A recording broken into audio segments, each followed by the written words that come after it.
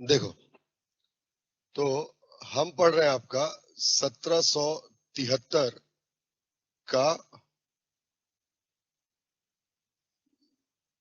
Regulating act. ठीक है, regulating act of 1773।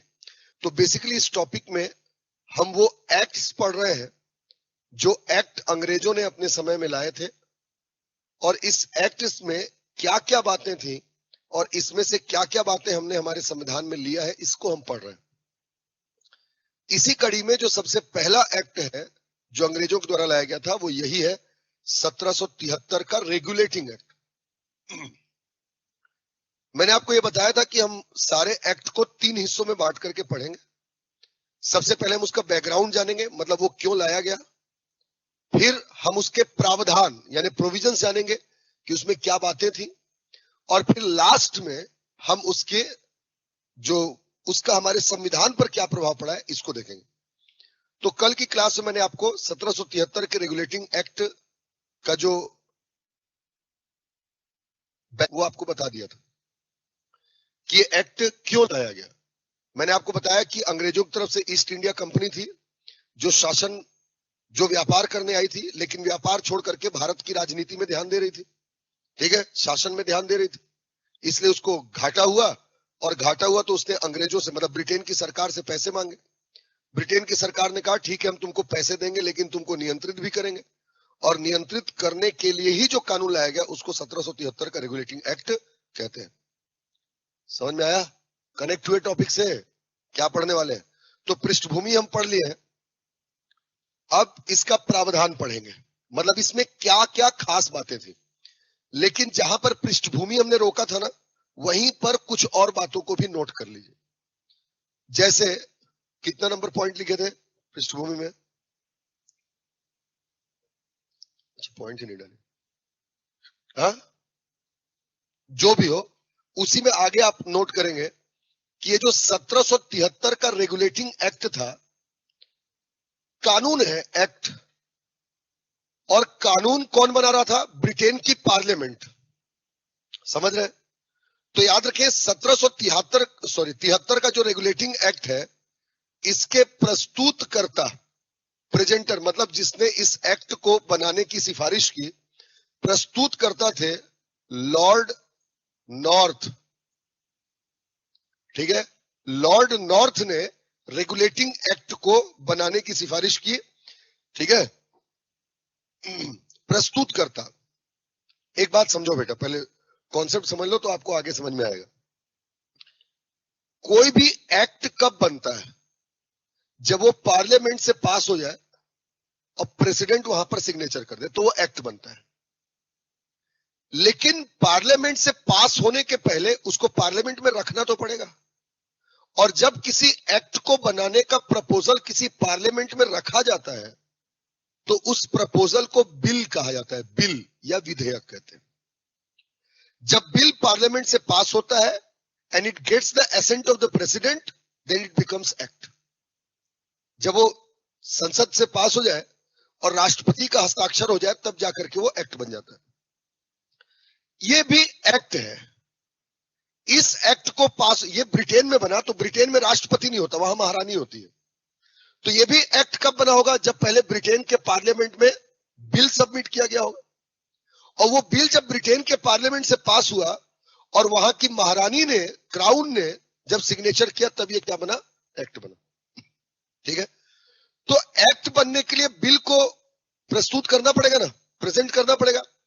तो वही मैं कह रहा हूं, the bill was submitted in the British parliament by Lord North. समझ आया? तो रेगुलेटिंग एक्ट के प्रस्तुतकर्ता मतलब बिल जो लेकर के आए थे, विधेयक जो लेकर के आए थे, वो आपका लॉर्ड नॉर्थ थे। ठीक है, और प्रस्तुति तारीख या दिनांक, प्रस्तुत किस तारीख को किया गया? तो याद रखें 18 मई 1773, 18th of May 1773 this act was tabled. ठीक है ना, इस अधिनियम को या विधेयक को प्रस्तुत किया गया था 18 मई 1773। ठीक, और इस एक्ट को लागू किया गया 10 जून 1773 को। On 10th June 1773 this act was implemented. 10 जून 1773 को इस एक्ट को लागू किया गया था। समझ में आया? तो ये इस तरीके से आपका 1773 का रेगुलेटिंग एक्ट की पूरी बैकग्राउंड थी। ठीक है, अब इसमें आगे चलते हैं अपन। तो हरा हो गया है, व्हाइट कैसे होगा? प्लस को,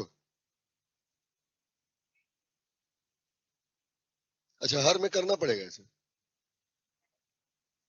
नेक्स्ट बार से आ जाएगा। कहाँ है?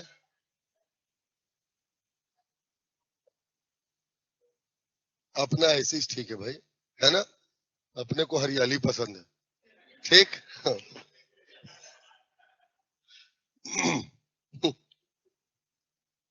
भाई ग्रीनरी बोल रहा था, एनवायरमेंट फ्रेंडली, तुम लोग गलत सोच रहे हो। इधर देखो, तो मैं ये कह रहा था आपको, अब इसके प्रावधान याद करते हैं ना। 1773 के रेगुलेटिंग एक्ट का प्रावधान, ठीक है ना? 1773 के रेगुलेटिंग एक्ट का प्रावधान, प्रोविजंस, मतलब इसमें क्या क्या खास बातें थी। ठीक, अच्छा अब देखो बेटा, ध्यान सुनो, इसके प्रावधान को याद करना है अपने को, लेकिन याद करना मतलब रट्टा नहीं मारना है, याद रखना है, ऐसा पढ़ना है अपने को। देखो तो इसमें खास बातें क्या थी। ये एक्ट बेसिकली लाया क्यों गया था? To regulate the East India Company, East India Company को नियंत्रित करने के लिए। मेरी बात समझ लेना, to regulate the East India Company, this regulating act were brought, इसलिए तो लाया गया था। तो कैसे रेगुलेट किया जाएगा ईस्ट इंडिया कंपनी को? नियंत्रित करना था, तो कैसे नियंत्रित होंगे?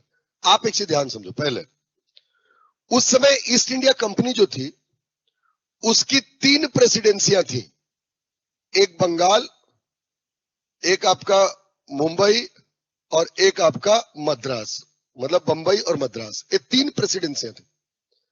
प्रेसिडेंसियां मतलब 3 ब्रांचेस थे उसके, ऐसे समझ लो, और हर ब्रांच में एक अध्यक्ष यानी प्रेसिडेंट बैठता था, इसलिए उसको प्रेसिडेंसी बोलते थे। उस प्रेसिडेंट का नाम होता था गवर्नर। तो बंगाल का गवर्नर, बॉम्बे का गवर्नर, मद्रास गवर्नर, ऐसे होता था। अब ईस्ट इंडिया कंपनी को कंट्रोल करना है। महारानी बैठी है ब्रिटेन में, ये देखो महारानी कहां बैठी है? ब्रिटेन में। अब महारानी ब्रिटेन से बंगाल को कंट्रोल करे तो मुंबई मद्रास छूट जाते थे, मुंबई को करे तो मद्रास बंगाल छूट जाते थे, मद्रास को करे तो बंगाल और मुंबई छूट जाते थे।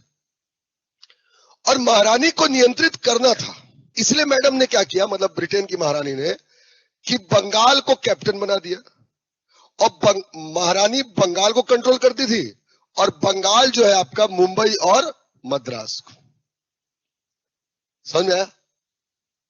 इसका मतलब क्या था कि 1773 के रेगुलेटिंग एक्ट का सबसे पहला प्रावधान और सबसे महत्वपूर्ण प्रावधान यह था कि मुंबई एवं मद्रास प्रेसिडेंसी को, मुंबई एवं मद्रास प्रेसिडेंसी को बंगाल प्रेसिडेंसी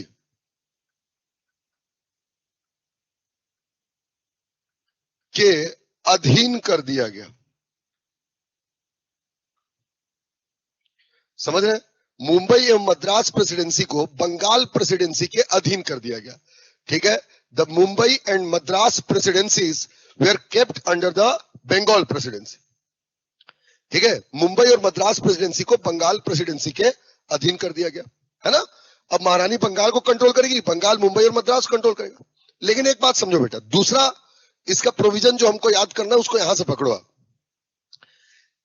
देखिए, बंगाल में भी गवर्नर बैठता था, मुंबई में भी गवर्नर बैठता था, और मद्रास में भी गवर्नर बैठता था। हर जगह गवर्नर बैठा था, यानी सब इक्विवेलेंट ऑफिसर्स है। अब मुंबई और मद्रास को बंगाल के अंडर किया गया। तो जब मुंबई और मद्रास को बंगाल के अंडर किया गया, यानी बंगाल की बात अब मुंबई और मद्रास के गवर्नर को सुननी पड़ेगी। और वो क्यों सुनेंगे? वो तो इक्विवेलेंट ऑफिसर थे, सब गवर्नर है ना, एक जैसे अधिकारी है ना, तो वो एक दूसरे की बात क्यों सुनेंगे? वो सुनेंगे तब जब ये क्या हो, इनसे बड़ा हो रैंक में। इसीलिए क्या किया गया कि दूसरा प्रावधान किया गया कि जो बंगाल का गवर्नर होता था, बंगाल का गवर्नर, उसे बंगाल का गवर्नर जनरल बना दिया गया। समझ रहे हैं? The post of governor of Bengal were changed as governor general of Bengal. Bengal के गवर्नर को बंगाल का गवर्नर जनरल बना दिया गया। याद करना है इसको। और याद रखें कि बंगाल का पहला गवर्नर जनरल बना लॉर्ड वॉरेन हेस्टिंग्स। ठीक, Lord Warren Hastings. Hastings become the very first governor general of Bengal. मेरी बात समझ रहे हैं? Lord Warren Hastings becomes the governor general of Bengal. याद हो रही है चीजें? अब देखो बेटा, इधर देखो। कंट्रोल करना था तो बंगाल के अधीन मुंबई मद्रास कर दिया। मुंबई मद्रास बातें सुने, इसलिए बंगाल के गवर्नर को गवर्नर जनरल बना दिया गया। अब तीसरी खास बात समझिए यहीं से। पहले जब ये व्यक्ति बंगाल का गवर्नर हुआ करता था तो इसको केवल बंगाल का काम देखना था। जैसे ही इसका पोस्ट रिनेम किया गया, गवर्नर जनरल किया गया, अब इसको बंगाल का तो देखना ही है, साथ में मुंबई और मद्रास का भी काम देखना है। जो गवर्नर जनरल, जैसे ही गवर्नर जनरल बना तो अब उसे बंगाल का भी काम देखना है, मुंबई का भी देखना है, मद्रास का भी देखना है। यानी काम बढ़ गया कि नहीं बढ़ गया? अकेले पहले बंगाल का ही काम नहीं हो पाता था, अब 3-3 जगह काम देखना है, तो काम बढ़ गया। तो अकेले कर पाएगा क्या? नहीं कर पाएगा। यानी इसको कुछ लोगों की सहायता की जरूरत पड़ेगी। ठीक है? और याद रखें कि लोगों का समूह, ग्रुप ऑफ द पीपल, लोगों का समूह जो कार्य में सहायता करे उसे कार्यकारिणी परिषद कहा जाता है। मेरी बात समझ रहे हैं? The group of people which assist in functioning और work known as executive council. 2-4 लोग अगर आपकी सहायता कर रहे हैं किसी काम में तो वो आपके कार्यकारिणी परिषद है, कार्य करने में सहायता देने वाले लोगों का समूह। तो याद रखें, क्योंकि बंगाल के गवर्नर जनरल पर काम ज्यादा बढ़ गया, इसीलिए गवर्नर जनरल को उसके कार्यों में सहायता करने के लिए 4 सदस्यीय कार्यकारिणी परिषद का गठन किया गया। 4 सदस्यीय कार्यकारिणी परिषद का गठन किया गया। 4 members executive council were established. 4 members executive council were established to provide aid and assistance to the governor general. Governor general को उसके कार्यों में सहायता देने के लिए, करने के लिए 4 सदस्यीय कार्यकारिणी परिषद का गठन किया गया। एग्जाम में डायरेक्ट पूछ सकता है आपसे, ठीक है, कि 1773 के रेगुलेटिंग एक्ट से कितने सदस्यीय कार्यकारिणी परिषद का गठन किया गया था? तो 4 सदस्यीय कार्यकारिणी परिषद का गठन किया गया।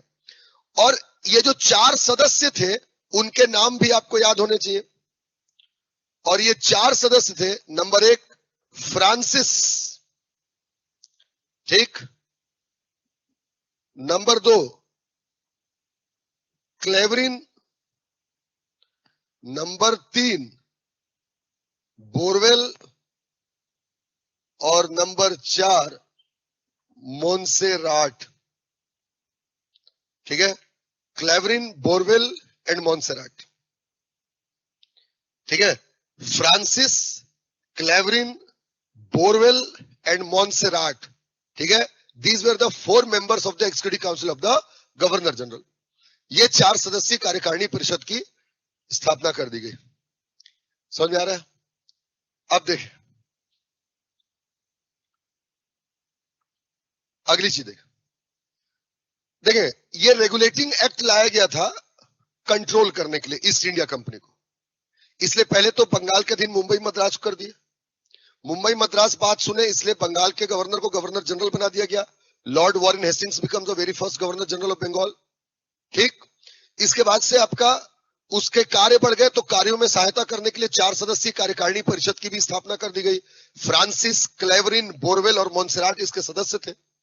अब खास बात एक याद रखें कि नियंत्रित करना है तो कोई व्यक्ति नियंत्रित तब होगा जब उसको सजा का डर हो, है ना, और सजा कौन देगा? न्यायपालिका।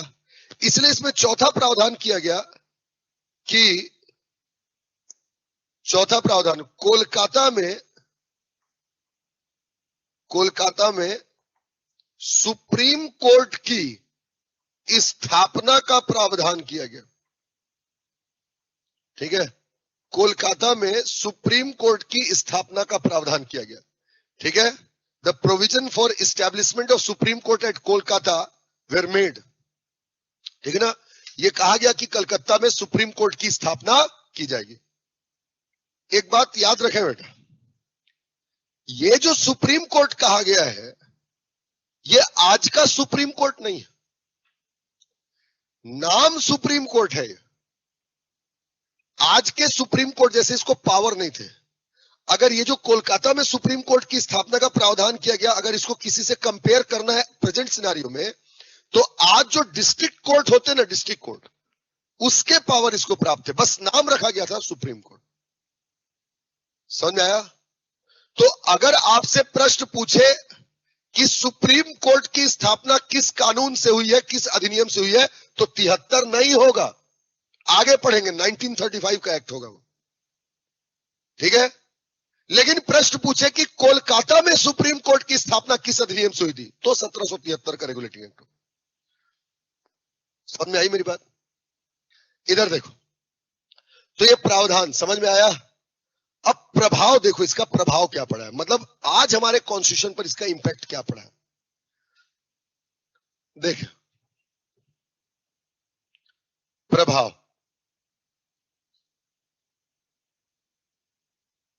ठीक है, इंपैक्ट क्या पड़ा इसका प्रभाव। मुंबई और मद्रास प्रेसिडेंसी को बंगाल प्रेसिडेंसी के अधीन लाया गया। एक बात समझो बेटा, एक डायग्राम बना रहा हूं, ये बंगाल हो गया और इसके अंडर में क्या आ गया आपका, मुंबई और मद्रास। इसी डायग्राम को आज के सिनेरियो में बनाता हूं। देखो, ये बंगाल की जगह क्या हो गया, दिल्ली राजधानी है, और इसके अधीन क्या हो गया, पूरे जो राज्य हमारे 28 राज्य हैं आज के डेट में, और जो केंद्र शासित प्रदेश है। ठीक है ना,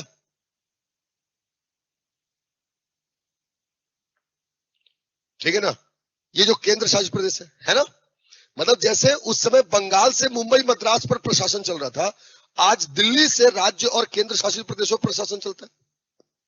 मतलब एक जगह से सारे जगहों को नियंत्रित किया जा रहा है, यही हो रहा है ना, एक जगह से सारे जगहों को नियंत्रित कर रहे हैं। तो जब एक जगह से प्रशासन सारी जगह पर चलता है, तो ऐसे प्रशासन को केंद्रीकृत प्रशासन कहते हैं, सेंट्रलाइज्ड एडमिनिस्ट्रेशन। जैसे अभी आप देखो, छत्तीसगढ़ में, रायपुर से पूरे छत्तीसगढ़ में शासन चल रहा है, पूरे देश में, दिल्ली से पूरे देश में शासन चल रहा है। तो जब एक जगह से शासन पूरे देश में चले तो उसी को केंद्रीकृत शासन कहा जाता है, centralised administration. So basically the very first impact of this act was that the केंद्रीकृत प्रशासन, centralised administration was initiated. Bharat में केंद्रीकृत प्रशासन की शुरुआत यहीं से होती है। ठीक है ना, the centralised administration was started in India by this act. समझ रहे हैं? इसी अधिनियम से आपका केंद्रीकृत शासन की शुरुआत होती है। अच्छा, आप देखो, बंगाल के गवर्नर को गवर्नर जनरल बनाया गया, ये कोई प्रभाव नहीं, इसको नहीं पढ़ना, ये तो उस समय की स्थिति थी। लेकिन जो तीसरा वाला पॉइंट है, इसको मैं पढ़ता हूं आपके सामने, 2 लाइन पढ़ूंगा, आप कंपेयर करो मैं क्या बोल रहा हूं। ध्यान सुनो पहले, इधर तीसरा वाला प्रावधान पढ़ रहा हूं। तीसरा क्या कहता है कि बंगाल के गवर्नर जनरल को उसके कार्यों में सहायता करने के लिए 4 सदस्यीय कार्यकारिणी परिषद होगी। There'll be 4 members executive council will be established to provide aid and assistance to the Governor General of Bengal. और इसी को आज मैं पढ़ रहा हूं, कॉन्स्टिट्यूशन का एक आर्टिकल है, आर्टिकल नंबर 74। आज हमारे कॉन्स्टिट्यूशन का एक आर्टिकल है, आर्टिकल नंबर 74, उसको पढ़ रहा हूं, देखो कितनी सिमिलरिटी आपको दिखेगी। Article 74 mandates that there will be a council of ministers to provide aid and assistance to the President of India. Hindi में बोल रहा हूं, अनुच्छेद 74 ये कहता है कि भारत के राष्ट्रपति को उसके कार्यों में सहायता करने के लिए एक मंत्री परिषद होगी। इसका मतलब जो उस समय गवर्नर जनरल था, आज राष्ट्रपति का पद है वैसा, और जो उस समय कार्यकारिणी परिषद कहा गया, आज वो मंत्री परिषद है। सारे मंत्रियों को मिलाकर के मंत्री परिषद बोलते हैं। इसका मतलब यह है कि article 74 has been conceptualised by this act. जो संविधान का अनुच्छेद 74 है, इसकी संकल्पना इसी अधिनियम से ली गई। और संविधान का अनुच्छेद 74 क्या है कि राष्ट्रपति को उसके कार्यों में सहायता करने एवं सलाह देने के लिए एक मंत्री परिषद होगी। ठीक है ना। आर्टिकल 74 क्या है कि राष्ट्रपति को उसके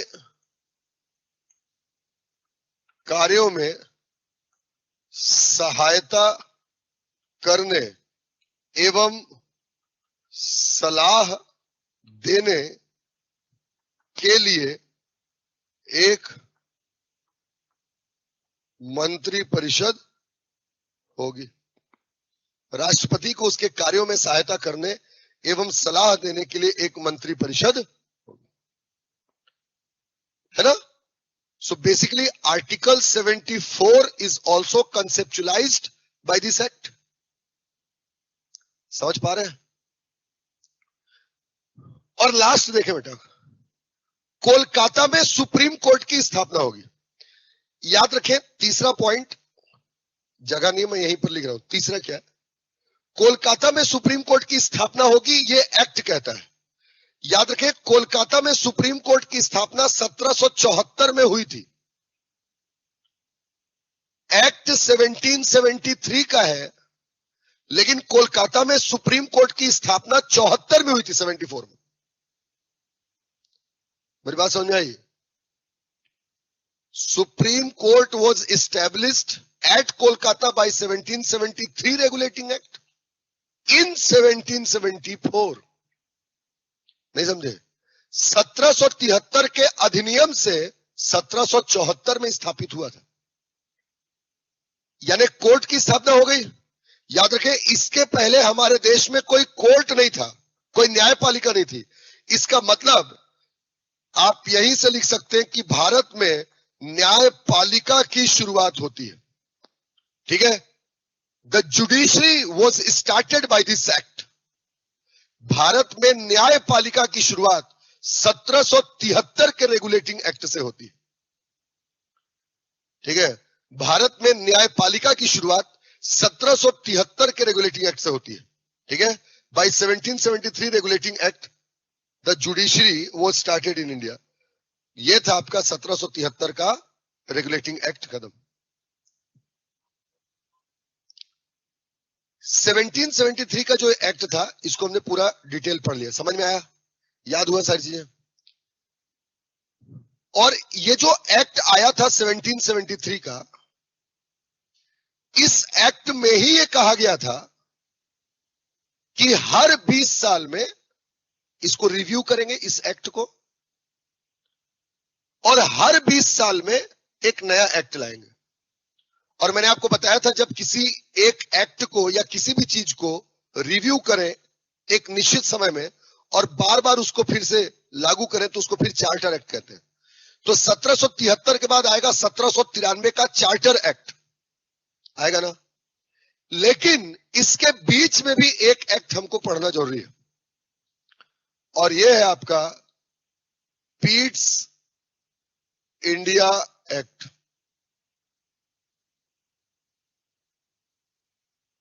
ठीक है ना। पीट्स इंडिया एक्ट 1784 1784 का Pitt's India act 1784 Pitt's India act of 1784 ठीक 1784 का पीट्स इंडिया एक्ट देखो इसकी भी पृष्ठभूमि समझते हैं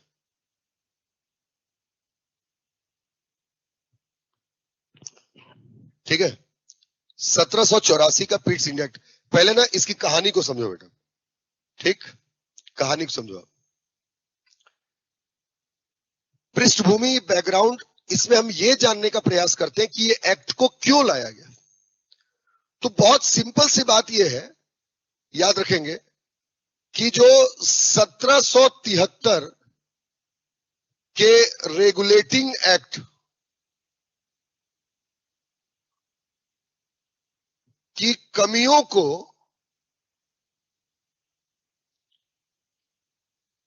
दूर करने के लिए 1784 का पीट्स इंडिया एक्ट लाया गया ठीक है ना मेरी बात समझ रहे हैं this act were brought to remove the limitation of the 1773 regulating act 1773 का जो रेगुलेटिंग एक्ट था उसकी कमियों को दूर करने के लिए लाया गया था अब पहले समझते हैं कमियां क्या थी ठीक इधर देखो ना इधर 1773 का रेगुलेटिंग एक्ट इसलिए लाया था ब्रिटेन की पार्लियामेंट ने ताकि कंपनी पर कंट्रोल करे और कंपनी को नियंत्रित करे ताकि वो भ्रष्टाचार ना करे करप्शन ना करे लेकिन जब 1773 का रेगुलेटिंग एक्ट आया तो करप्शन कम होने की बजाय करप्शन और भी ज्यादा बढ़ गया बहुत ज्यादा बढ़ गया करप्शन उसके बहुत सारे रीजन थे जो कि 1773 के रेगुलेटिंग एक्ट की वजह से शुरू हुए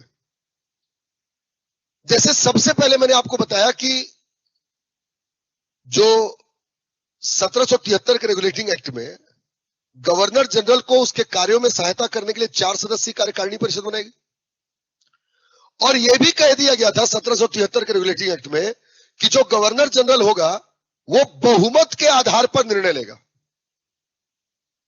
मेजॉरिटी के बेस पर डिसीजन लेगा मेजॉरिटी मतलब उस 4 में से जो 3 कहेंगे वो करना पड़ेगा परिवार समझ रहे हो और वो 3 अगर गलत को मतलब गलत भी कर रहे हैं तो भी गवर्नर जनरल करना पड़ता था और इस तरीके से भ्रष्टाचार बहुत ज्यादा बढ़ रहा था मेरी बात समझ रहे और इसीलिए इन्हीं कमियों को देखते हुए उस समय ब्रिटेन के प्रधानमंत्री थे विलियम पिट्स ठीक ब्रिटेन के प्रधानमंत्री थे ठीक है ना विलियम पिट्स इन्होंने फिर तय किया कि इन कमियों को दूर करेंगे ठीक और कंपनी को नियंत्रित करेंगे और कंपनी को नियंत्रित करने के लिए विलियम पिट्स ने जो एक्ट लाया इसी को पीट्स इंडिया एक्ट कहा जाता है 1784 समझ में आया याद रखें ये जो एक्ट है इसे विलियम पिट्स ने लाया था ब्रिटेन के प्रधानमंत्री ने ठीक और इसको लागू किया गया था 13 अगस्त 1784 को ठीक है and this Pitt's India act were implemented in India on 13th of August 1784 ठीक 13 अगस्त 1784 को इस एक्ट को लागू किया गया समझ में आया इसके प्रावधान देखो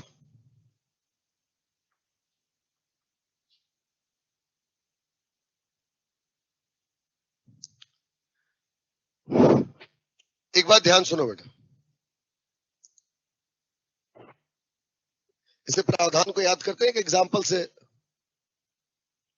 कोशिश करते हैं ना जैसे मान लो मैं कुछ ही मान लो बोलता हूं हंस देते हो तुरंत सच में माना करो है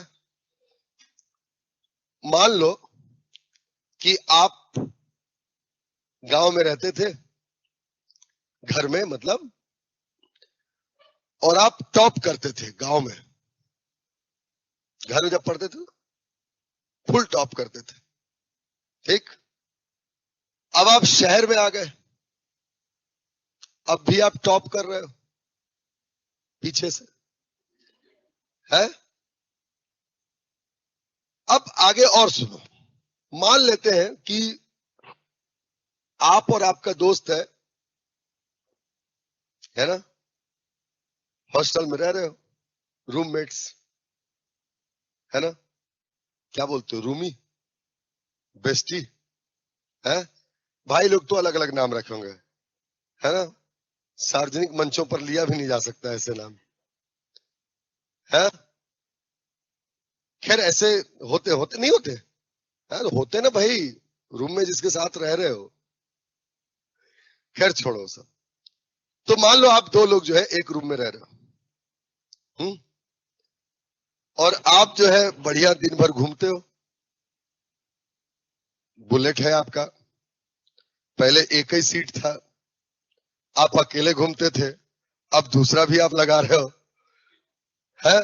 और ये आपका दोस्त देख रहा है जो बाजू में है, उसको कोई मिल नहीं रहा है, वो जलेगा, है। वो मान लो आपके पिताजी को फोन लगा दिया, है, और फोन लगा के बोला, अंकल वो जो है ना, वो मतलब बता दिया फेल हो रहा है, और दिन भर घूमता है, ऐसे बता दिया। अब मान लो पिताजी जो है वो क्या सोचेंगे, उनका थॉट प्रोसेस क्या होगा, वो तो यही सोचेंगे, अरे यार माँ कसम यहां पर था तो ठीक था यार, लड़का मेरा, है, और जैसे बिलासपुर गया है बिगड़ गया है। सोचेंगे ना, ऐसी सोचेंगे ना, माँ कसम भले ना खाए, सोचेंगे, खा सकते हैं क्योंकि वो भी तो कभी लड़के थे। तो मान लो कि वो इस तरीके से सोचते, और वो क्या सोचेंगे, भाई मेरे पास था तो ये ऐसे नहीं कर रहा था, क्यों, क्योंकि मेरे कठोर नियंत्रण में था। और जैसे वहां पर गया है, ये छुट्टा पाया है तो घूम रहा है, तो वो कैसे आपको नियंत्रित करना चाहेंगे बताओ। आपको बुला नहीं सकते, आपकी पढ़ाई चली जाएगी, वो आ नहीं सकते, पैसा कैसे आएगा।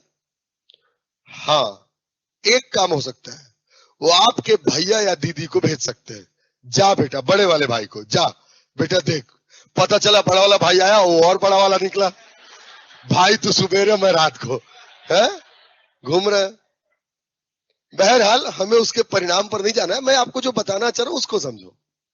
तो उन्होंने क्या किया कि भैया या दीदी को भेजा, नियंत्रित करने के लिए भेजा ना, भेजा ना। अब वही सोचो पीट्स के बारे में, विलियम पीट्स के बारे में, ये भी सोचे भाई हमारे देश में तो करप्शन है नहीं, ईस्ट इंडिया करप्शन क्यों कर रही है, क्योंकि वो हमारे नियंत्रण से बाहर है। अब ब्रिटेन का प्रधानमंत्री भारत आ नहीं सकता, वो ईस्ट इंडिया कंपनी को वापस बुला नहीं सकता, तो वो भी क्या करेगा, ईस्ट इंडिया कंपनी के भैया और दीदी को भेज देगा। मेरी बात समझ में आई। और जब वो ईस्ट इंडिया कंपनी के भैया और दीदी को भेजेगा, मतलब जब पिताजी भेज रहे हैं तो अपने प्रतिनिधि के तौर पर भेज रहे हैं ना, उसी तरीके से फिर इस 1784 के पीट्स इंडिया एक्ट में भी ईस्ट इंडिया कंपनी के भैया और दीदी को भेजा गया, और इस भैया और दीदी का नाम था BOC और BOD, ठीक है, board of control and board of directors, ठीक है ना, board of control and board of directors were established bye this act, ठीक है। इस अधिनियम के माध्यम से, इधर देखो, बोर्ड ऑफ कंट्रोल और बोर्ड ऑफ डायरेक्टर्स की स्थापना की गई। क्यों, दो क्यों, तो कंपनी दो काम करती थी और दोनों में भ्रष्टाचार करती थी। एक कंपनी प्रशासन करती थी और दूसरा व्यापार करती थी, और दोनों में भ्रष्टाचार करती थी। तो कंपनी जो प्रशासन में भ्रष्टाचार करती थी उसको कंट्रोल करने के लिए बोर्ड ऑफ कंट्रोल बनाया गया, और जो व्यापार में भ्रष्टाचार करती थी उस पर नियंत्रण रखने के लिए आपका बोर्ड ऑफ डायरेक्टर्स बनाया गया। समझिए बात, board of control and board of directors, समझ में आ रहा है। और ये जो बोर्ड ऑफ कंट्रोल और बोर्ड ऑफ डायरेक्टर्स थे, बोर्ड ऑफ कंट्रोल और बोर्ड ऑफ डायरेक्टर्स। अब इसमें से जो बोर्ड ऑफ कंट्रोल जो है, बोर्ड ऑफ कंट्रोल, ये किसकी प्रतिनिधि थी? आपका ब्रिटेन के क्राउन की। मतलब अभी तक देखो, ईस्ट इंडिया कंपनी अपने मर्जी से जो करना है वो कर रही है। अभी तक महारानी ने वहां से हस्तक्षेप नहीं किया है, लेकिन जब करप्शन बहुत ज्यादा बढ़ने लगा तब विलियम पीट्स ने हस्तक्षेप किया। और विलियम पीट्स किसके बिहाफ पर काम कर रहा है? महारानी के बिहाफ पर। भाई जैसे भारत के प्रधानमंत्री किसके लिए काम कर रहे हैं? राष्ट्रपति के लिए। समझ मेरी बात को? तो उसी तरीके से पहली बार यहां पर क्राउन का हस्तक्षेप चलता है। पहली बार यहां पर क्राउन मतलब ब्रिटेन की जो महारानी है वो हस्तक्षेप करती है शासन करने में। समझ में आया? अच्छा देखो, इसके अलावा जो बोर्ड ऑफ कंट्रोल और बोर्ड ऑफ डायरेक्टर्स की स्थापना कर दी गई पहली बार। अच्छा, भ्रष्टाचार हो क्यों रहा था? हो क्यों रहा था बताओ? 4 सदस्य थे और बहुमत के आधार पर निर्णय लेना था, मेजोरिटी के बेस पर। तो 4 में जो 3 कहते थे वो मानना पड़ता था। यानी पूरा मुद्दा ये 4 सदस्यीय कार्यकारिणी परिषद में ही आकर के टिक रहा था। इसलिए दूसरा प्रावधान किया गया कि जो कार्यकारिणी परिषद हमने 73 में देखा जिसमें 4 सदस्य थे, उसकी संख्या घटा करके 3 कर दी गई। ठीक, 4 सदस्यीय कार्यकारिणी परिषद जो अभी हमने देखा 73 के रेगुलेटिंग एक्ट में, the number of members in executive council were reduced by 3। ठीक है ना? 3 कर दिया गया। कार्यकारिणी परिषद में सदस्यों की संख्या घटा करके 3 कर दी गई। और इसके पहले क्या था कि जब भी गवर्नर जनरल निर्णय लेगा तो बहुमत के आधार पर निर्णय लेगा। और यहां पर यह कह दिया गया कि सदस्य की संख्या 3 होगी। इसके अलावा एक सदस्य के कहने पर भी गवर्नर जनरल निर्णय ले सकता था। मतलब अब बहुमत की बाध्यता को भी समाप्त कर दिया गया। ठीक है, मेरी बात समझ रहे हैं? The foundation of majority were removed and the governor general of Bengal were empowered to take decision with support of only one member। मेरी बात समझ रहे हैं? जो बहुमत के आधार पर निर्णय लेने की बाध्यता थी उसे समाप्त कर दिया गया। ठीक, ये लिखोगे पूरा जो मैं बोल रहा हूं, बहुमत के आधार पर निर्णय लेने की बाध्यता को समाप्त किया गया। The foundation of taking decision on the basis of majority were removed. ठीक, बहुमत के आधार पर निर्णय लेने की बाध्यता को समाप्त किया गया। अब गवर्नर जनरल एक सदस्य के आधार पर भी निर्णय ले सकता था। ठीक है, now the governor general was empowered to take decision at least of the single member support. एक सदस्य की सहायता पर भी वो निर्णय ले सकता था। समझ आई बात? और तीसरी बात समझो बेटा, चौथी बात, चौथी चीज ये है कि जो गवर्नर जनरल था, गवर्नर जनरल, उसको बहुमत के आधार पर निर्णय लेना था। तो अब बहुमत के आधार पर बाध्यता नहीं थी, एक सदस्य बोलेगा तो निर्णय ले सकता था। और साथ ही साथ चौथी बात, गवर्नर जनरल को कास्टिंग वोट प्रदान किया गया। ठीक है, casting vote had been given to the governor general. Casting vote had been given to the governor general. मैं बताता हूं ये क्या होता है। हिंदी में लिखेंगे, गवर्नर जनरल को निर्णायक मत प्रदान किया गया या निर्णायक मत देने की शक्ति प्रदान की गई।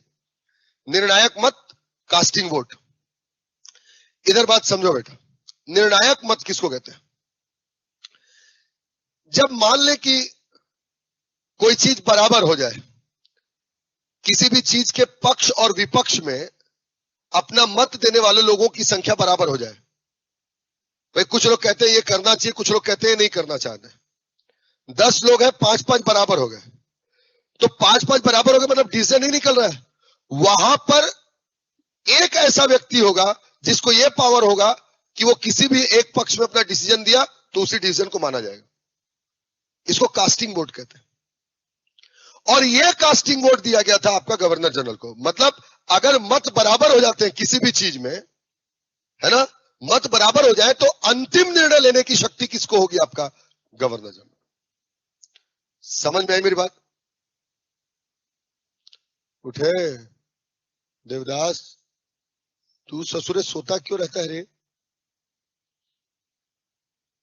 कसकता है लाइट से थोड़ा। कहां लाइट है? इतने दूर से भी कसक रहा है। हाँ?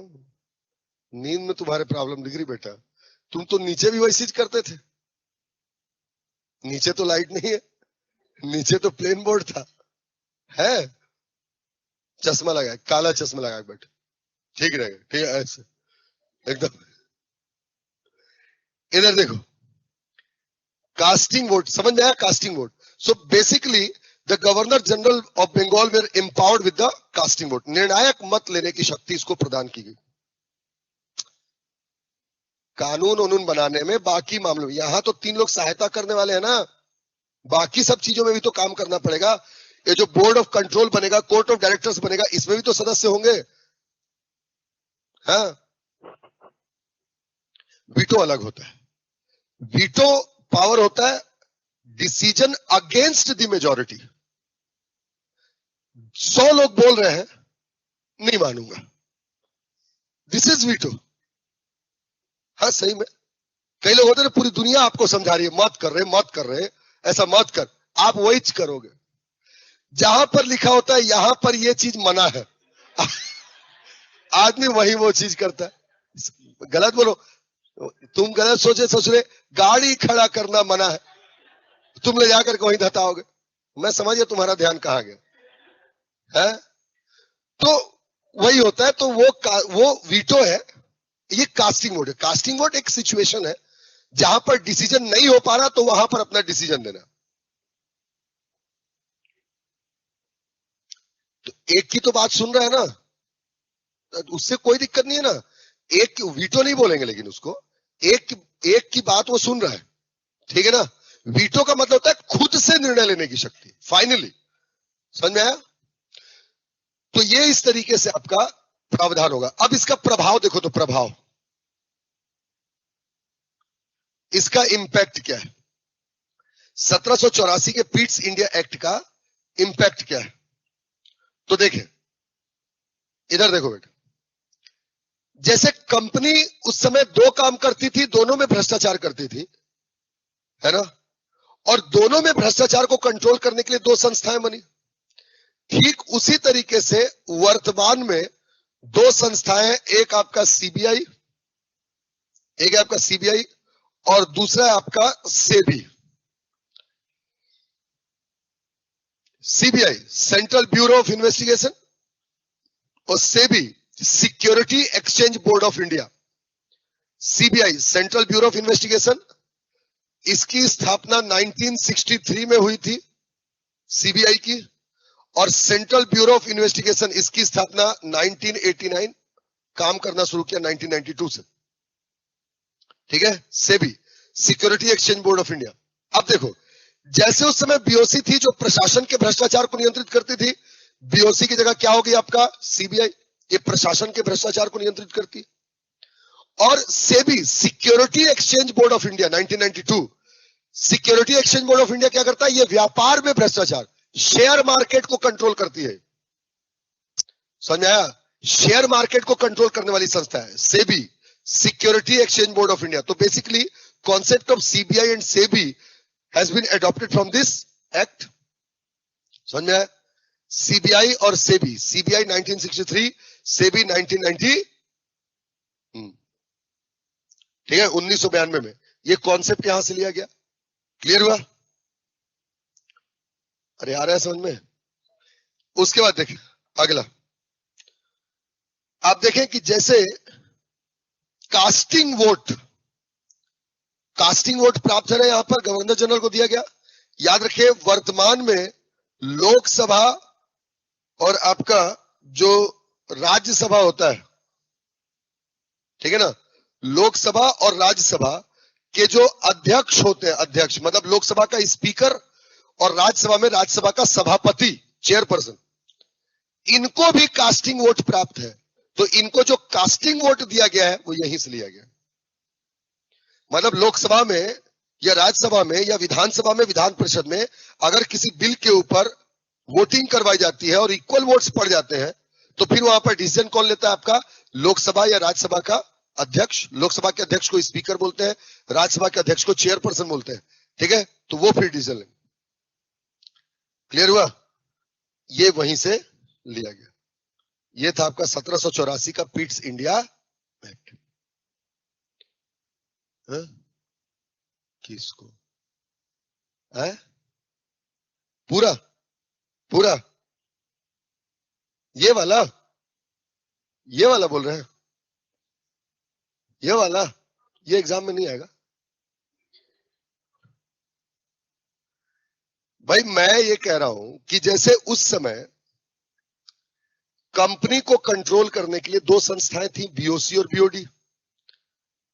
दोनों करप्शन को रोकते थे। बीओसी एडमिनिस्ट्रेशन में जो इंडल्ज करप्शन था, प्रशासन में जो व्याप्त भ्रष्टाचार था, उसको कंट्रोल करता था, और बीओडी व्यापार में जो भ्रष्टाचार था उसको कंट्रोल करता था। ठीक आज भी वैसे ही प्रशासन में अगर कोई भ्रष्टाचार है, कल आप डिप्टी कलेक्टर बन जाओगे, कहीं लूटते खसोटते पकड़ा जाओगे, सीबीआई आपके ऊपर केस कर देगी। तो प्रशासन में व्याप्त भ्रष्टाचार के लिए आज सीबीआई, जैसे उस समय बीओसी थी, और उस समय जैसे बीओडी थी व्यापार में भ्रष्टाचार को रोकने के लिए, वैसे आज सेबी है, security exchange board of India, है ना, भारतीय प्रतिभूति विनियामक बोर्ड। मेरी बात समझ रहे हैं? 1992 में स्थापना हुई। ये शेयर मार्केट में शेयर के व्यापार को कंट्रोल करती। अभी आया समझ में? तो ये जो है आपका इस तरीके से होता है। आया समझ में? ये 1784 का पिट्स इंडिया एक्ट।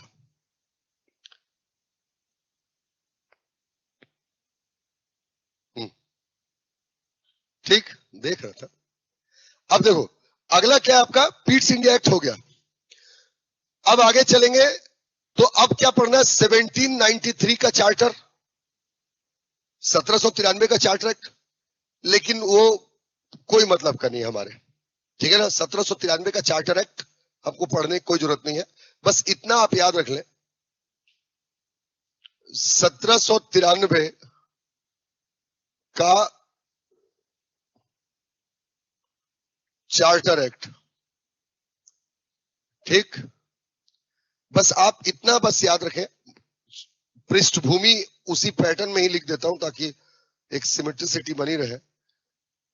1793 का चार्टर एक्ट, पृष्ठभूमि बैकग्राउंड मतलब हम ये देखते हैं क्यों लाया गया। तो बहुत सिंपल सी बात है कि 1773 के रेगुलेटिंग एक्ट के 20 वर्ष पूर्ण होने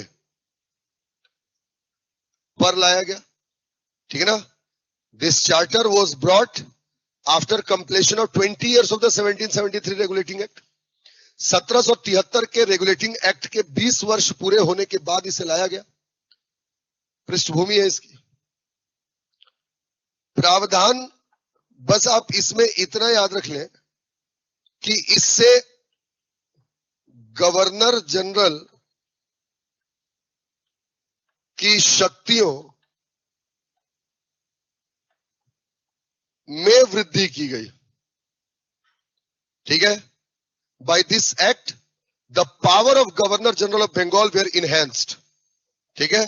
इस अधिनियम से गवर्नर जनरल की शक्तियों में वृद्धि की गई, ठीक। The power of governor general of Bengal were enhanced. तो प्रश्न आपसे सीधा पूछ सकता है कि किस चार्टर एक्ट से या किस अधिनियम के द्वारा गवर्नर जनरल की शक्तियों में वृद्धि की गई या बहुत ज्यादा उसकी शक्तियों को बढ़ा दिया गया। तो वो था 1793 का चार्टर एक्ट। फॉर एग्जाम्पल अगर देखें आप तो जो वीटो पावर है, मतलब डिसीजन अगेंस्ट द मेजॉरिटी, है ना, वीटो पावर जो है वो इसमें दिया गया। मतलब कास्टिंग वोट 84 से और वीटो पावर 1793 के चार्टर एक्ट से। कास्टिंग वोट मतलब निर्णायक मत बराबर हो तब, और वीटो पावर मतलब डिसीजन अगेंस्ट द मेजॉरिटी, ठीक, ये दिया गया। आया समझ में? इतना याद रखना, प्रभाव भाव कुछ नहीं, ठीक।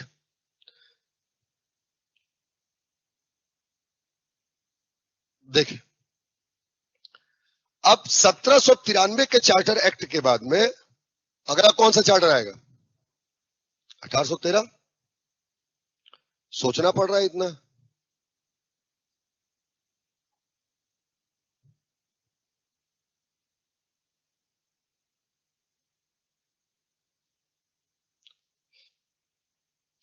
अठारह सौ तेरह का चार्टर एक्ट, ठीक। 1813 का चार्टर एक्ट देखो, बहुत इंपॉर्टेंट चार्टर एक्ट है, ठीक है। अच्छा, पृष्ठभूमि देखो, बैकग्राउंड। 1813 के चार्टर एक्ट का बैकग्राउंड, ठीक है ना, कि क्यों लाया गया ये चार्टर एक्ट। ध्यान समझना बेटा। सबसे पहली बात तो 1813 का चार्टर एक्ट क्यों लाया जाएगा। पहली बात तो यह है कि 1793 के चार्टर एक्ट के 20 वर्ष पूर्ण हो रहे थे या हो चुके थे। भाई हर 20 साल में चार्टर लाना था, ठीक है। The 20 years of 1793 Charter Act was completed, ठीक है। Thus this act was brought, इसलिए 1813 का चार्टर एक्ट लाया गया। लेकिन इसमें कुछ खास बातों को याद रखना बहुत जरूरी है। 1793 से लेकर के 1813 के बीच में कुछ ऐसी घटनाएं हुई जिसने 1813 के चार्टर एक्ट को प्रभावित किया, उसके प्रावधानों को इन्फ्लुएंस किया, ठीक है। तो 1813 का चार्टर एक्ट अगर हमें याद करना है तो उन घटनाओं को हमको जानना पड़ेगा कि क्या हुआ था इस बीच में, ठीक। जैसे देखो, इस बीच में क्या हुआ कि नेपोलियन का आगमन हुआ। नेपोलियन बोनापार्ट, सुने हो ना नाम, फ्रांस का शासक बन गया, ठीक है ना, नेपोलियन बोनापार्ट। अभी मत लिखो, सुन लो फिर लिख लेना। नेपोलियन बोनापार्ट जो है वो फ्रांस का शासक बन गया, है ना। और वो चाहता था कि पूरे यूरोप में, पूरा यूरोप महाद्वीप जो है, कॉन्टिनेंट जो है, उसमें केवल और केवल नेपोलियन की चले और किसी की ना चले, ऐसा वो चाहता था, केवल नेपोलियन की चले। समझ रहे हैं।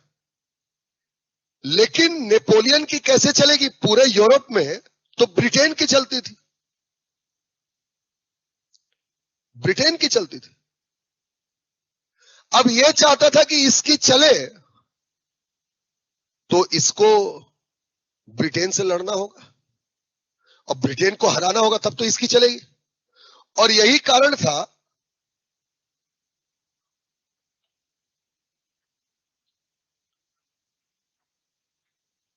ठीक, और यही कारण था कि जब नेपोलियन शासक बन गया तो इसने क्या किया कि 1803 में इसने ब्रिटेन के साथ ट्रफलगार का युद्ध हुआ, ठीक है। The battle of Trafalgar were occurred in 1803, ठीक है। The battle of Trafalgar were occurred in 1803, 1803 में ट्रफलगार का युद्ध हुआ। Trafalgar is a place in Britain where this battle were occurred between the army of Napoleon and the British army. मेरी बात समझ रहे हैं। नेपोलियन की सेना और ब्रिटेन की सेना के बीच जहां पर युद्ध हुआ उस स्थान को ट्रफलगार कहते हैं, और उस स्थान के आधार पर ही इस युद्ध का नाम रख दिया गया ट्रफलगार के युद्ध। और इस ट्रफलगार के युद्ध में Napoleon was completely defeated, Napoleon जो है वो हार गया। समझ रहे। इस ट्रफलगार के युद्ध में नेपोलियन हार गया। निन्नी आ रही है लोरी सुना रहा हूं, मारू मुक्का। नहीं, जमाई ले रही वहां तक भी ठीक था, है ना, मैं इग्नोर किया, लेकिन जमाई ले है ना, देख रहे हो, मतलब मजा ले रहे हैं सब। लोरी सुना रहा हूं क्या? निन्नी नहीं आना चाहिए, बता दे रहा हूं। तो मैं ये कह रहा हूं आपको कि ट्रफेलगार का युद्ध हुआ और ट्रफेलगार के युद्ध में नेपोलियन हार गया। हा? अच्छा, नेपोलियन हार गया, बहुत जिद्दी आदमी था। हाँ हाँ, सच्ची बता रहा हूं। नेपोलियन का एक सेनापति था, उसका नाम था कर्नल जूलियन। सुने हो नाम? कर्नल जूलियन, जूलियट से जूलियन, ट नहीं लगाना है, न लगाना है, सही बात। कर्नल जूलियन, वो उसका सेनापति था। अब देखो, दोनों भाई एक साथ आ रहे थे, सम्राट और दोनों मार खाए थे, ऐसे हचकते हचकते आ रहे थे, हाँ? कुटाए थे ना दम भरकर। और नेपोलियन तब भी सुधरा नहीं। नेपोलियन क्या बोलता है जूलियन को? बोलता है, भाई मां कसम यार, बहुत मारे हैं, लेकिन फिर भी मेरे को हराना है ब्रिटेन को। जूलियन पहले उसको ऊपर से नीचे तक देखा, फिर उसको बोला, तेरे को मार खाना है, तू जा मर, मैं जा रहा हूं, है? तो जूलियन जैसी ऐसा बोला तो नेपोलियन गुस्सा गया। नेपोलियन बोला, मैं तेरे को अभी मार दूंगा अगर तू मेरा साथ नहीं देगा। तो जूलियन बोला, अच्छा, तो मतलब मैं तेरे से मजाक भी नहीं कर सकता, है? ऐसा बोला। मतलब उसको लगा भाई वो तो कल मारेंगे, ये तो अभी निपटा देगा मेरे को। तो जूलियन बोला, भाई मैं मजाक कर रहा था, दिल पे नहीं लेते हैं। फिर जूलियन ने बोला, मन में सोचा हो कि अगर इसकी बात मान करके डायरेक्ट लड़ने जाए तो अगली बार नहीं बच के आएंगे। तो जूलियन ने एक दिमाग दिया। जूलियन ने नेपोलियन को बोला कि देख भाई, ब्रिटेन जो है वो बहुत ताकतवर देश है, और हम ना डायरेक्ट अगर उससे लड़ना चाहेंगे तो कभी नहीं लड़ पाएंगे और ना जीत पाएंगे लड़कर। इसलिए जरूरत यह है कि ब्रिटेन को अगर हराना है तो वो एक व्यापारिक देश है, उसके व्यापार पर अगर चोट पहुंचाया जाए, है ना, उसको अगर ट्रेड में लॉस हो तो ब्रिटेन अपने आप घुटनों के बल आ जाएगा। नेपोलियन बोला, भले भाई मां कसम, मस्त दिमाग दिया है, हाँ? और नेपोलियन को ये बात जम गई, इसलिए नेपोलियन ने फिर 1807 इटली के मिलान शहर में नेपोलियन ने यूरोप के सभी देशों को बुलाया, और इसी को कहते हैं मिलान की संधि। ठीक है, the treaty of Milan, MILAN, treaty of Milan. Milan is a city of Italy, ठीक है ना? इटली के मिलान शहर में यूरोप के सभी देशों को बुलाया उसने, और इसे मिलान की संधि कहते हैं। इसमें रूस भी शामिल हुआ था, ठीक है ना? और इसी मिलान की संधि में नेपोलियन ने एक सिद्धांत दिया, और उस सिद्धांत का नाम था महाद्वीपीय सिद्धांत। समझे? ठीक। In 1807 the continental theory given by the Napoleon Bonaparte in 1807, महाद्वीपीय सिद्धांत दिया। समझ रहे? The continental theory. और ये जो महाद्वीपीय सिद्धांत था, महाद्वीपीय सिद्धांत, ये क्या था? ये था ब्रिटेन के व्यापार को पूरे यूरोप महाद्वीप में बाधित करना। ठीक है, ब्रिटेन के व्यापार को पूरे यूरोप महाद्वीप में बाधित करना। ठीक, ब्रिटेन के व्यापार को पूरे यूरोप महाद्वीप में बाधित करना। ठीक है, restricting the trade of Britain in whole European continent, restricting the trade of Britain in whole European continent. ठीक, पूरे यूरोप महाद्वीप में ब्रिटेन के व्यापार को बाधित करना। मतलब इस मिलान की संधि में नेपोलियन ने सारे यूरोप के सभी देशों को बुलाया ब्रिटेन को छोड़ करके, और सारे देशों को कहा कि ब्रिटेन से ना तुम कुछ खरीदोगे ना कुछ बेचोगे, यानी completely trade was restricted in Europe. समझ लो, जो चाहिए मैं दूंगा, बोला नेपोलियन, जो भी चाहिए हम देंगे। ठीक, और इस तरीके से पूरे यूरोप महाद्वीप में ब्रिटेन के व्यापार को बाधित करने के लिए जो सिद्धांत दिया गया, इसी को महाद्वीपीय सिद्धांत कहा जाता है। आई मेरे पास में।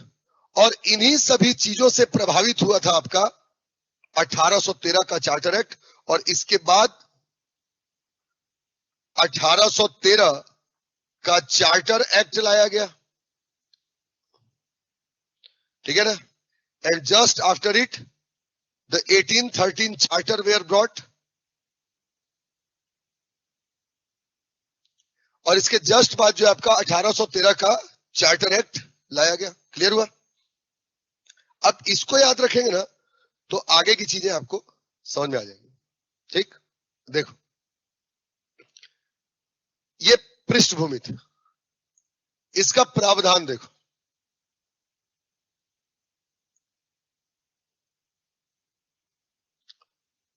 प्रावधान देखें, इसके प्रावधान, प्रोविजंस।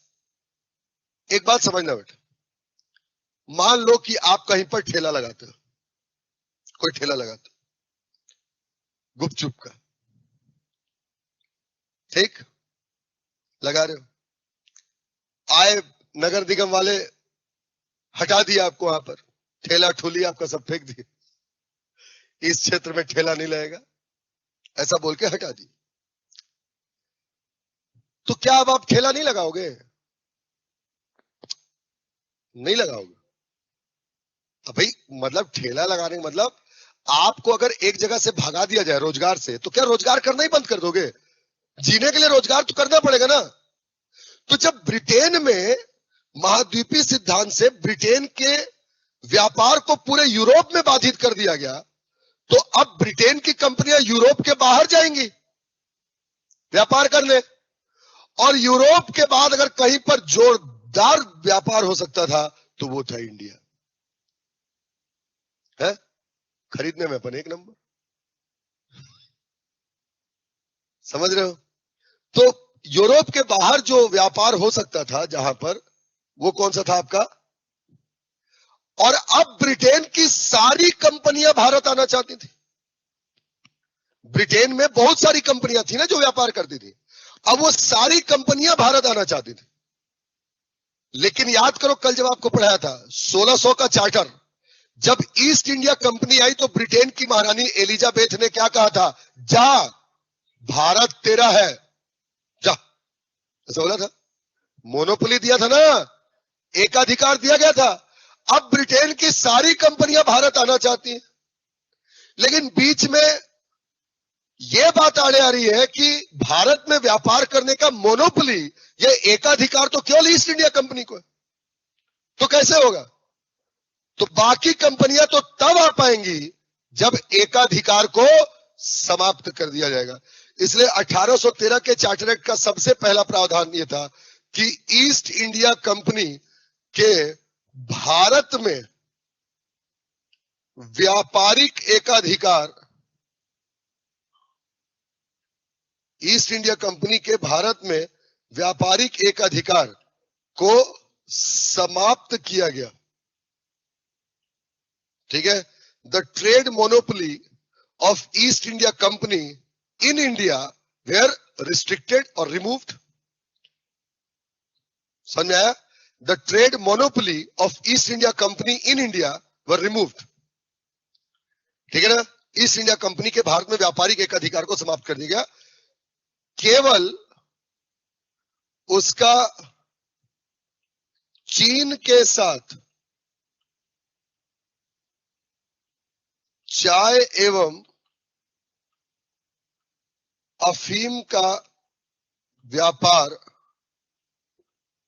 यथावत रहा। समझ रहे हैं? Only the trade monopoly of T and opium, only the trade monopoly of tea and opium with China remained same। मतलब भारत को उसका व्यापारिक एकाधिकार समाप्त हो गया। भारत के साथ साथ ईस्ट इंडिया कंपनी चीन से भी व्यापार करती थी, चाय का और अफीम का। ठीक है? तो वो कर सकती थी चाय और अफीम का व्यापार, पर उसका अभी भी एकाधिकार था। पूछ चुका है पीएससी 2018 में, ठीक है, कि किस अधिनियम के माध्यम से ईस्ट इंडिया कंपनी के व्यापारिक एकाधिकार को समाप्त किया गया? तो 1813 का चार्टर एक्ट। इसके बाद देखो, तो ये हो गया आपका ईस्ट इंडिया कंपनी का व्यापारिक एकाधिकार समाप्त किया गया। अच्छा सुनो, तो थोड़ा लिखना छोड़, सुनो तो। अच्छा एक बात बताओ, जैसे अंग्रेज जो थे ना, अंग्रेज, उनको काम किस भाषा में करना होगा बताओ तो? अंग्रेजी में। और हमारी अंग्रेजी तब भी इल्ले, आज भी इल्ले है। तो अंग्रेज बड़ा परेशान रहते थे, मालूम है? वो क्या करते थे कि ब्रिटेन से क्लर्क वगैरह लेकर के आते थे काम करने के लिए। जो कर्मचारी उनको चाहिए वो ब्रिटेन से लाते थे, तो बहुत महंगा पड़ता था। नहीं समझे? अच्छा एक एग्जांपल, मान लो आपके घर का वो खराब हो गया, स्विच, कोई भी एग्जांपल लेंगे, स्विच खराब हो गया, हा?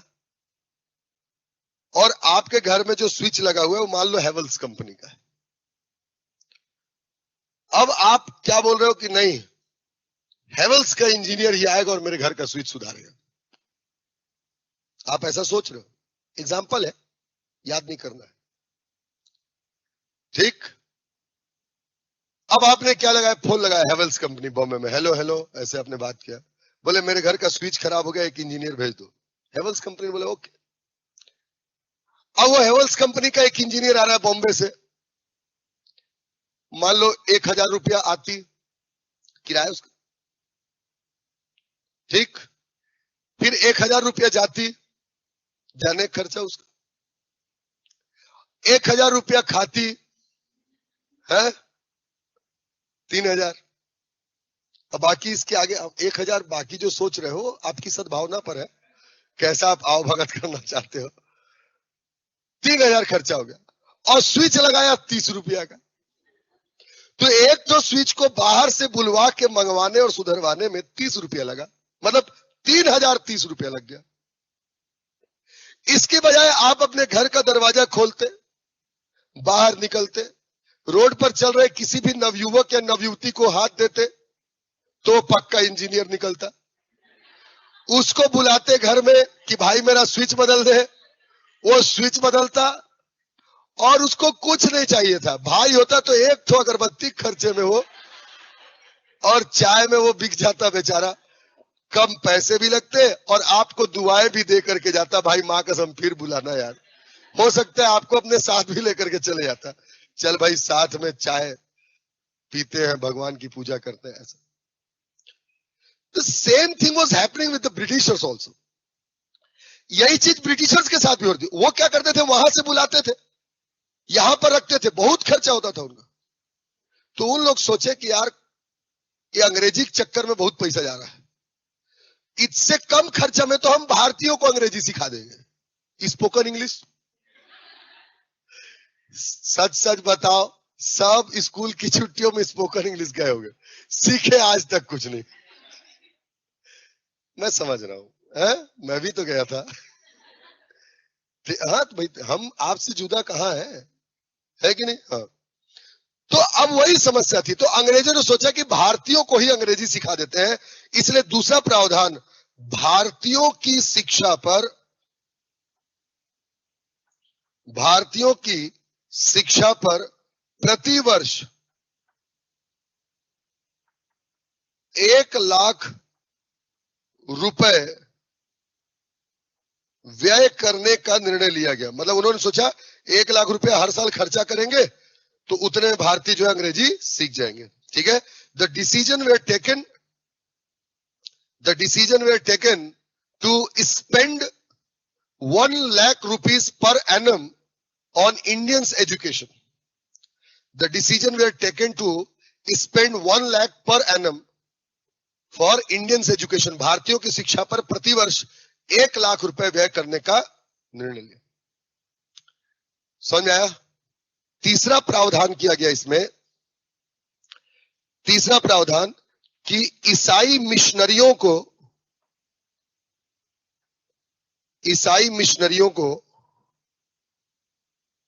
धार्मिक प्रचार प्रसार की स्वतंत्रता दी गई। ईसाई मिशनरियों को धार्मिक प्रचार प्रसार की स्वतंत्रता दी गई। The Christian missionaries were provided with the right to religious advertisement. The Christian missionaries were provided with right to religious advertisement.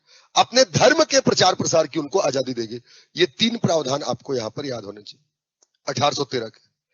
अब इसका प्रभाव क्या हुआ, यहीं पर लिख रहा हूं प्रभाव। अब देखें प्रभाव।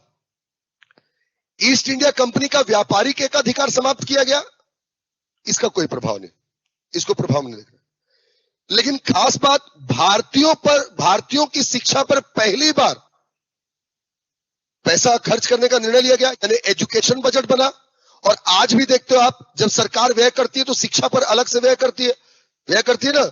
तो याद रखें, यहीं से शिक्षा बजट की शुरुआत होती है, ठीक है ना। The concept of education budget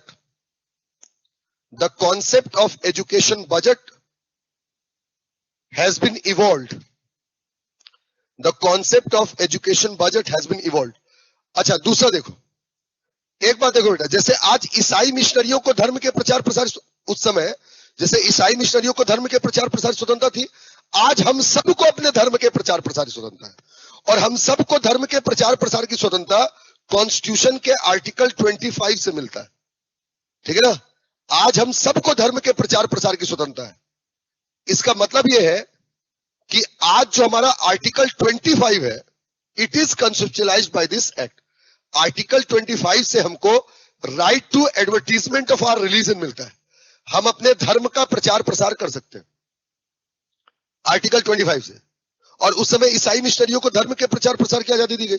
इसका मतलब हम ये कह सकते हैं कि जो आर्टिकल 25 है, it was conceptualised by this act. और ये था आपका 1813 का चार्टर एक्ट, खत्म।